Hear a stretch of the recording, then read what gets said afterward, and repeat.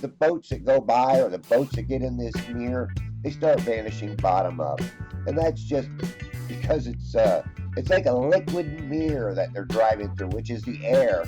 And the further they go into that air, the more they start vanishing within their own image.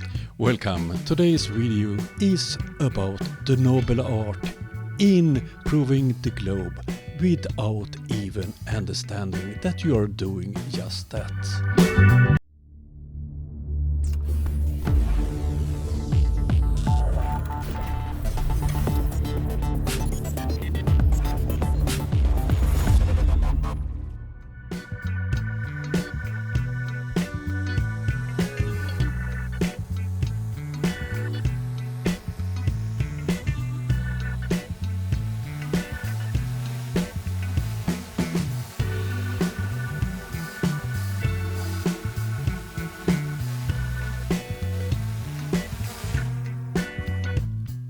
Today we will have a look at Wide Awake. He's a Florida man with a P1000 that desperately tries to use it to prove his fantasy world, the flat earth. I have made several videos about him some years ago, and today I will have a quick look on some of his most recent videos, and prepare yourself. This will be really, really stupid. Let's start with the first video from Wide Awake. And I have warned you already, this will be really, really stupid. I mean, you can see where this rock line is, and it's all just mirroring the sky. So you really can't, I mean, you can see stuff, but the boats that go by or the boats that get in this mirror, they start vanishing bottom up. And that's just because it's like a liquid mirror that they're driving through, which is the air. And the further they go into that air, the more they start vanishing within their own image. The reason that the ships disappear with the bottom first have nothing to do with refraction or mirages or any of that. It's because of Earth curvature. But this wasn't one of his brilliant proof of a globe. Let's look into one of those. You look at where the water line is now compared to on the first one. That water line is something interesting.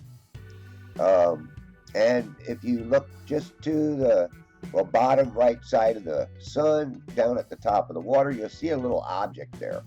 Now, what I think that is that's a couple of boats sitting out there, and they're so far away I cannot focus on them because they're just too far away.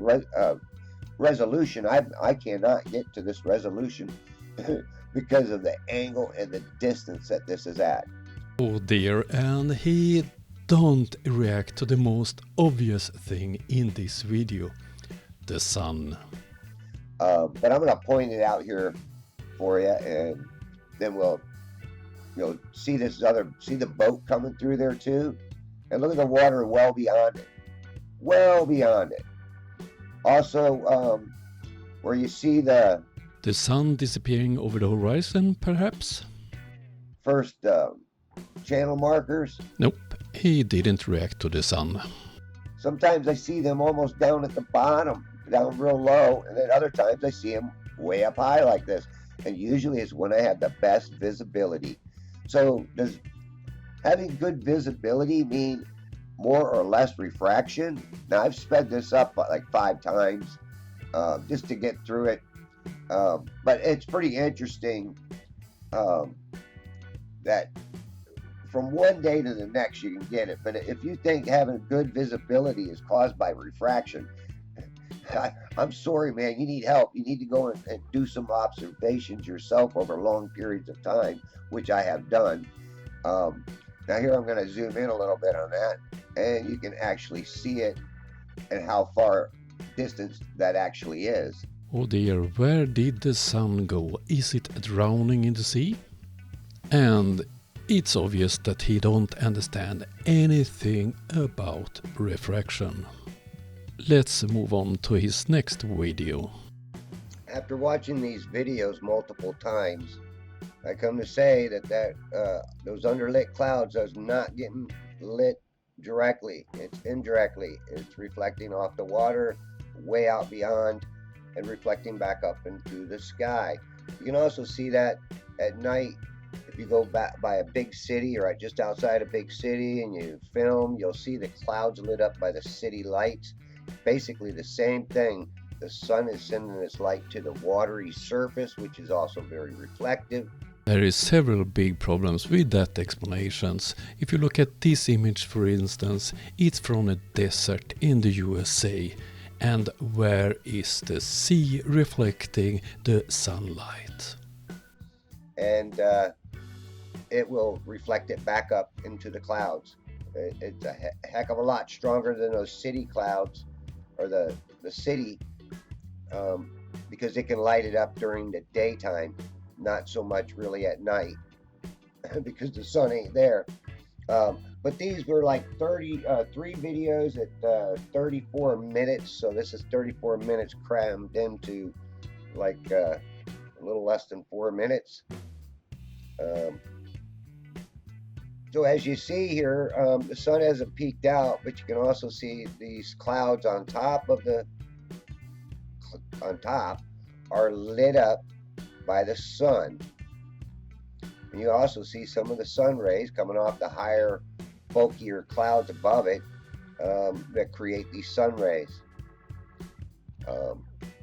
He don't react to the fact that the sun is below the horizon. You can see it clearly on this image.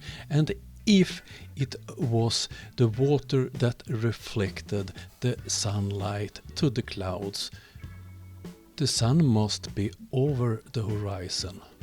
But it's not. So once again he have proven the globe. He have shown globe evidence, and he don't react to that fact. Oh dear.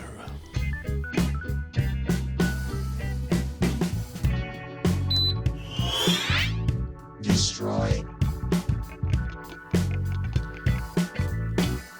In the end of this week I will go back to Ukraine. This time I'm bringing a lot of stuff to make new drones. And if you want to help, it's still time that I can buy more parts. So if you want to help, please use PayPal. That was all I had for you this time. I will have time to make 1 or 2 more videos before I go. So hope to see you on the next video. Have a nice day. Bye.